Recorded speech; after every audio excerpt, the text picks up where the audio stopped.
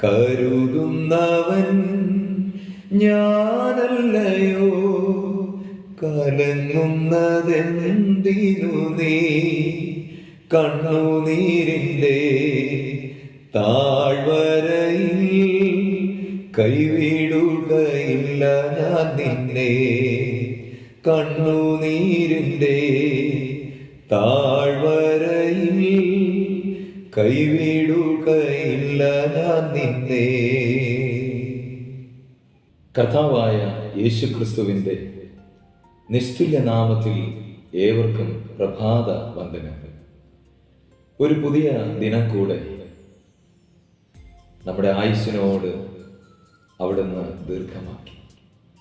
ഇന്ന് ഈ അനുഗ്രഹീതമായ പ്രഭാതത്തിൽ ദൈവത്തെ മഹത്വപ്പെടുത്തുവാൻ, ദൈവത്തെ സ്തുതിക്കുവാൻ അവിടുന്ന് നമുക്ക് നൽകിയ സകല നന്മകൾക്കും അനുഗ്രഹങ്ങൾക്കുമായി സ്തോത്രം ചെയ്യും. ട്രൂ വൈനിലൂടെ ദൈവവചനം ശ്രദ്ധിക്കുന്ന നിങ്ങളെല്ലാവരെയും ഓർത്ത് ദൈവത്തെ സ്തുതിക്കുകയും സ്വർഗത്തിലെ സകല ആത്മീക അനുഗ്രഹങ്ങളാലും അവിടുന്ന് നിങ്ങളെല്ലാവരെയും അനുഗ്രഹിക്കട്ടെ എന്ന് പ്രാർത്ഥിക്കുകയും ചെയ്തുകൊണ്ട് ഇന്നത്തെ അനുഗ്രഹീതമായ വചനധ്യാനത്തിലേക്ക് നമുക്ക് പ്രവേശിക്കാം.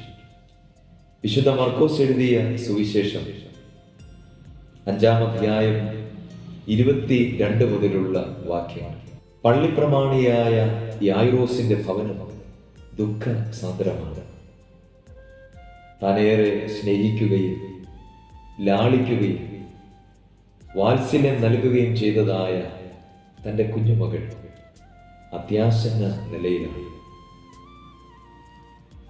യായിറോസ് യേശുവിൻ്റെ അരികിൽ വന്ന് യേശുവിനോട് പറയുന്നു, യേശുവേ, അവിടുന്ന് എൻ്റെ ഭവനത്തോളം വന്ന് രോഗിയായിരിക്കുന്ന എൻ്റെ കുഞ്ഞിൻ്റെ മേൽ കരം വെച്ചാൽ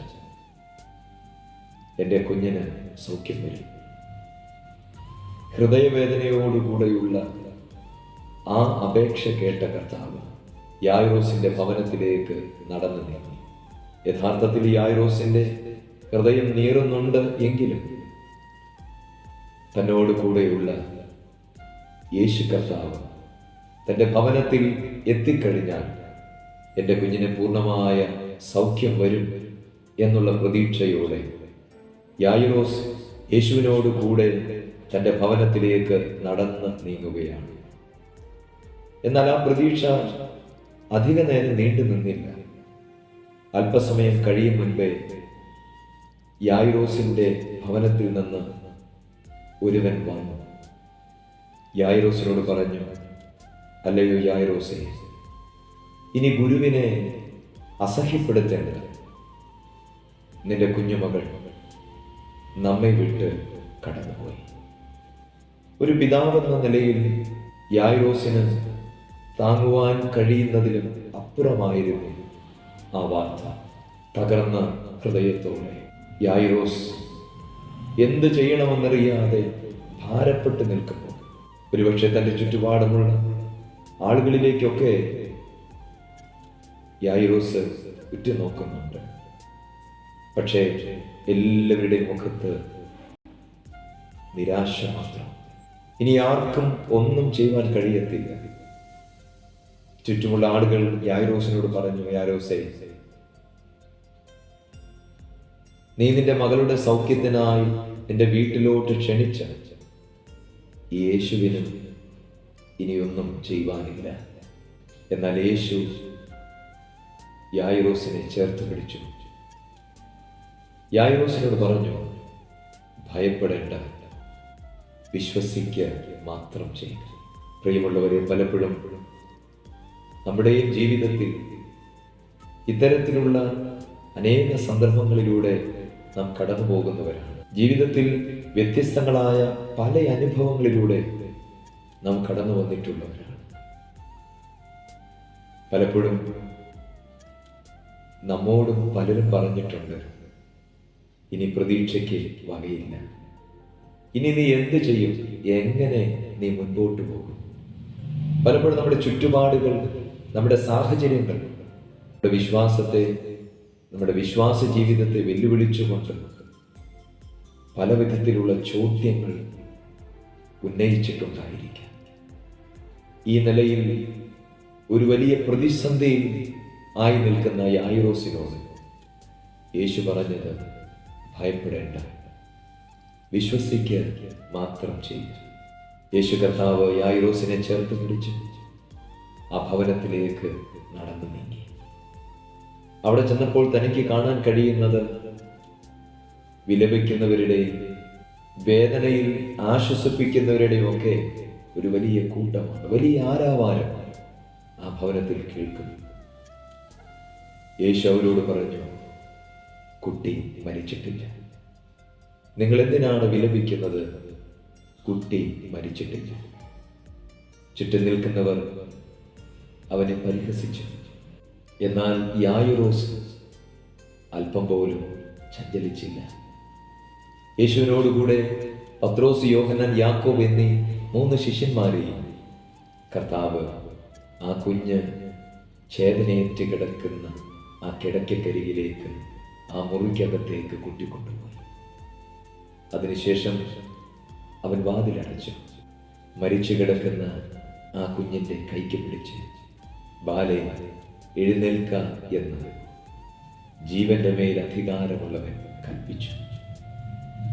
പ്രിയമുള്ളവരെ, നമ്മുടെ ചുറ്റുപാടുകളല്ല, നമ്മുടെ സാഹചര്യങ്ങളല്ല നമ്മെ ചേർത്ത് പിടിച്ചിരിക്കുന്നവൻ യേശു ആകുന്നുവെങ്കിൽ, നമ്മോട് ഭയപ്പെടേണ്ട, വിശ്വസിക്കുക മാത്രം ചെയ്യുക എന്ന് കൽപ്പിച്ചിട്ടുള്ളവൻ ജീവനുള്ള സർവശക്തനായിരിക്കുന്ന ദൈവമാകുന്നുവെങ്കിൽ നാം പതറിപ്പോകേണ്ടിയ സാഹചര്യങ്ങളില്ല.